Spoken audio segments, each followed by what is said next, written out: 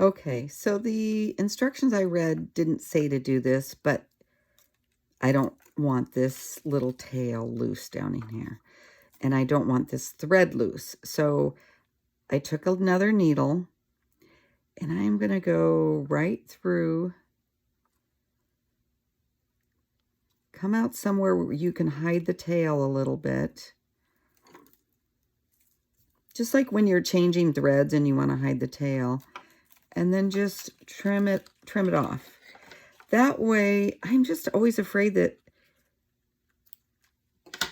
and then you can tuck that little tail down in and nobody will even notice it. Whatever's left in there. So this way, you won't have any chance of that coming loose. I just don't like to take any chances when I'm making earrings or a basket. Anything's going to fall apart because, you know, if you're selling it and, you know, you don't want someone coming back to you and say, oh, your earrings, your basket, it fell apart. So I take no chances with that. I think I'm going to keep these earrings for me unless someone just really begs them off of me. But at this point, I think they're just going to be mine. So, okay, so let's do one more stitch. And I'll show you how I'm going to secure that on the other side because I don't want any problems whatsoever. You could choose to do it, you know, the easy way and not bother with that. It's your earrings, it's your pattern, whatever you want to do. So I'm going to come back around and I'm wrapping again, but I'm going to wrap once just to secure it down. And then I'm going to take my needle and just go through. And I think other people must do this too because I've seen how they're secured together. And I'm going to go through that little tail. Hopefully you could see this. I'm going to pull it tight and then go back over.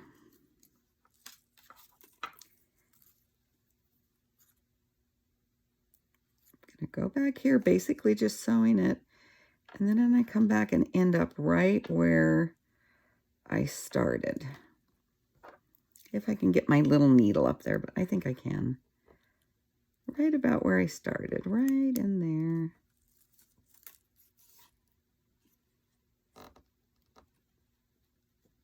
Okay. Boy, I'm bending those probably too much. But this way, it's very secure. Yeah, you'll see a little bit of thread there, but it's really not going to move. And then I will just start wrapping again, working my way up around. And when I get around this side, I think that I'll show you, for you left-handers, how to do it that way, because I'm used to coiling to the right anyway. So I coil all different ways. Okay, I'll be right back.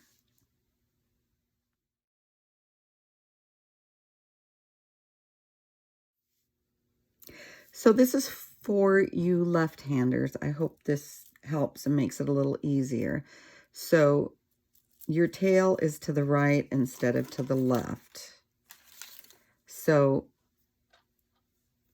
just wrap up and over because you're going back to front. The pattern says to go back to front. I guess you don't have to.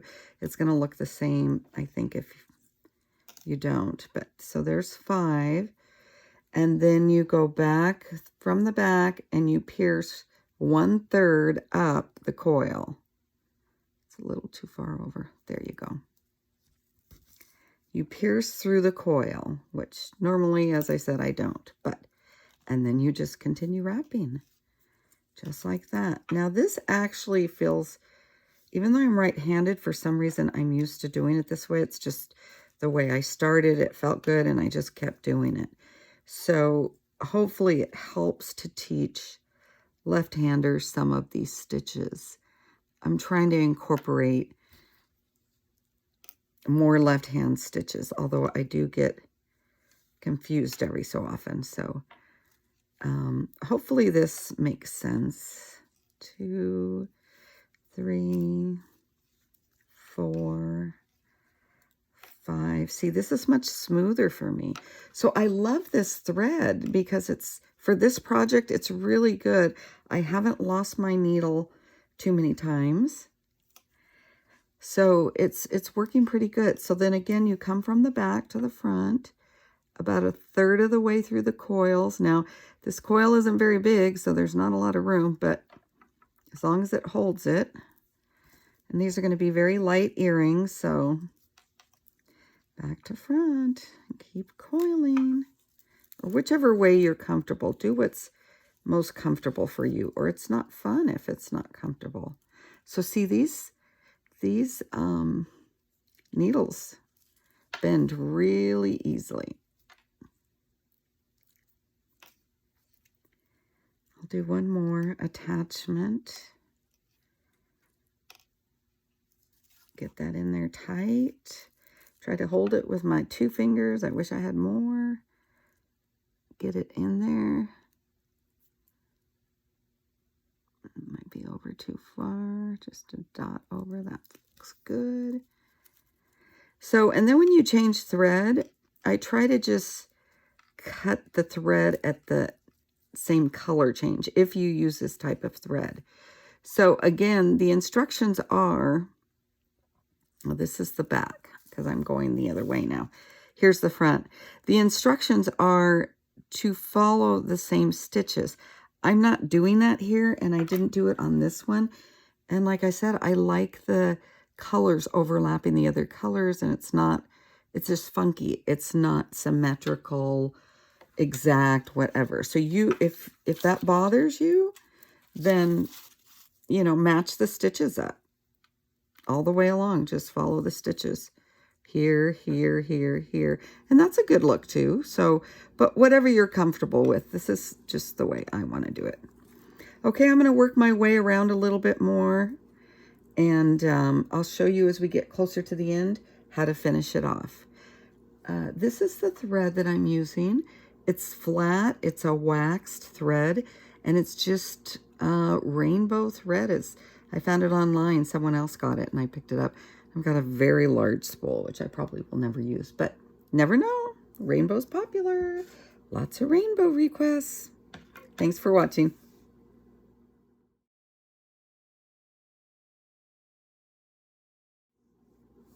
So this is what I mean about matching up when you're changing the thread. So I ended with yellow, cut the tail and stuck it in there. And when I'm inserting a new thread, this may be common sense, but I'll just mention it. The end of the thread that I'm going to be using, I'm using about, they suggest 1.5 yards, so that's what I'm using. And so at the end, there's yellow. So that's going to come right up here. Since we're going back to front, I want to put my 2 tails there, come in enough so it covers the needles.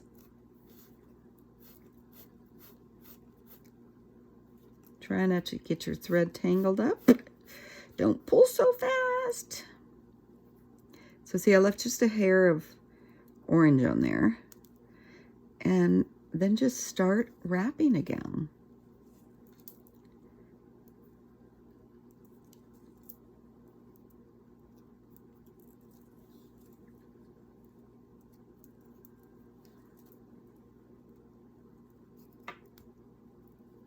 And then you continue the pattern. Okay. Now I gotta go back to front, and there you go. I gotta pull this one through. So I'm comparing this, you know, the size of the coils to the other earring. I want it to match up as close as possible. And putting them next to each other. Let's see, which is back, which is front. I've got to find that little tail. That's the back. So they're matching up pretty good. I just need one more round there. Okay. I'll show you as I get a little further along.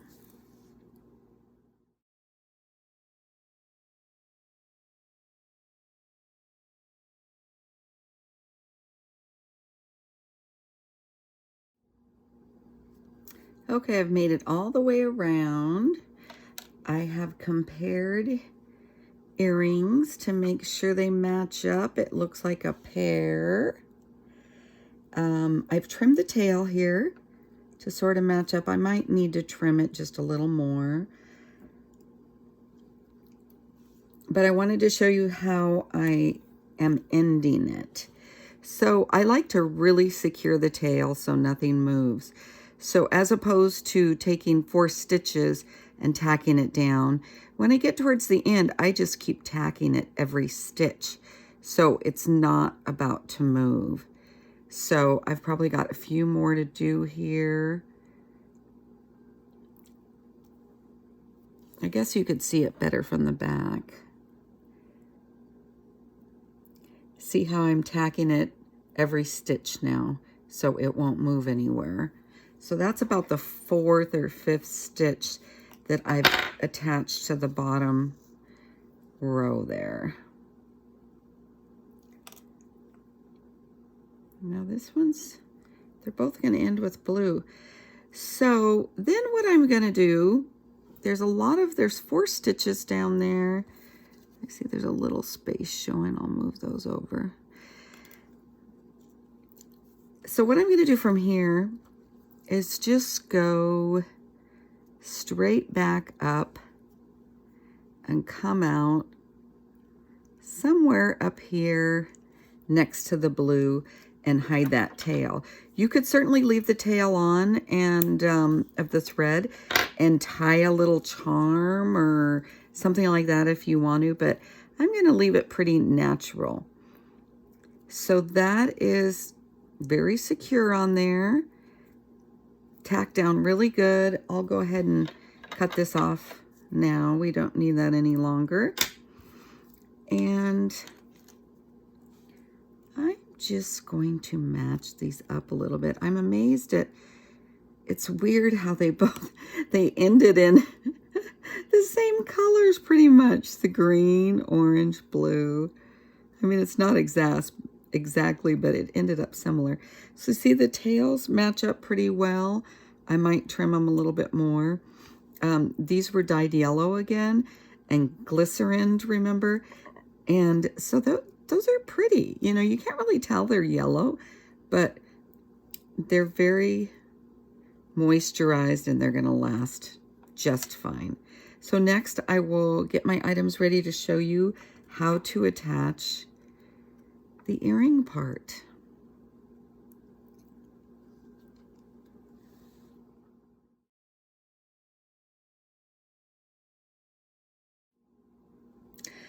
So my goal was to use items I have on hand. I've been wanting to make earrings for several weeks now. A friend of mine, Nancy, asked me to, and to do a video on it. So I haven't had time, but we got snowed in today.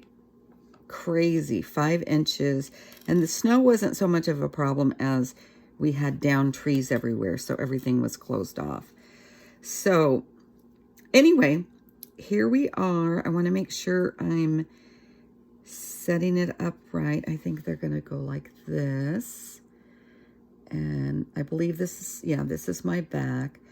So these, the 2 tails will be on the outside. Okay. So first I have this big hoop. And to grasp it, I'm going to use my little guys here. Try to go right about, oops, I almost lost it. I don't want to do that. Let's see if I can get a hold of it. Good. So I want to go right about in the middle, which is right on the side of this green. And I'm just going to push it down in between the 2. If I can get a hold of it, I should have never put lotion on my hands. There we go. It's going down in. So I have several of these big hoops, different sizes. And this was actually a bracelet that I had, an old bracelet that was broken. And it was in pieces. And it had a bunch of these little jacks here. And the jump rings, I guess you call them. And then these aren't open. But I thought, oh, these will look nice. in there. I wanted silver. There were some gold too. But let me get my other set of pliers here, because you have to bend, you have to use 2 sets to bend these back. Now these are, I also do wire wrap jewelry, so these are items that I had on hand. There you go. And then I just need to close it a little. I'll tighten it up before I end it. So close these. You have to have 2 to do that. So then this, the little closure here on the jump ring will be down inside when I get done with it. So there, it's hanging like that. This is the back, this is the front, so I want to hang it properly. And then all I have to do is put it on this wire. So these have these little, and it's very bendable. Now I just happen to have these because I used to make earrings. I don't do that as much anymore. And these were very pretty with their little, had a little piece of silver there. So then you just bend it back and I'll secure it up. Sometimes I even solder items like this close so nothing falls off on it. So there we go.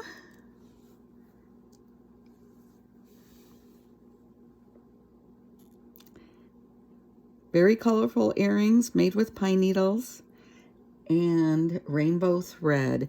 Now, if you don't have this rainbow thread and you don't want to go buy a spool of it, you can just use odds and ends that you cut off. You know, I have pieces like, here's a piece left over of the rainbow.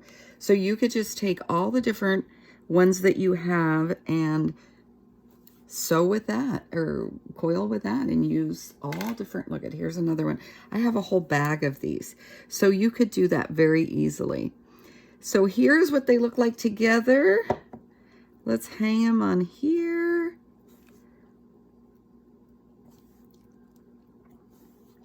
And tomorrow when I actually put some makeup on, I will take a picture with them. How about that?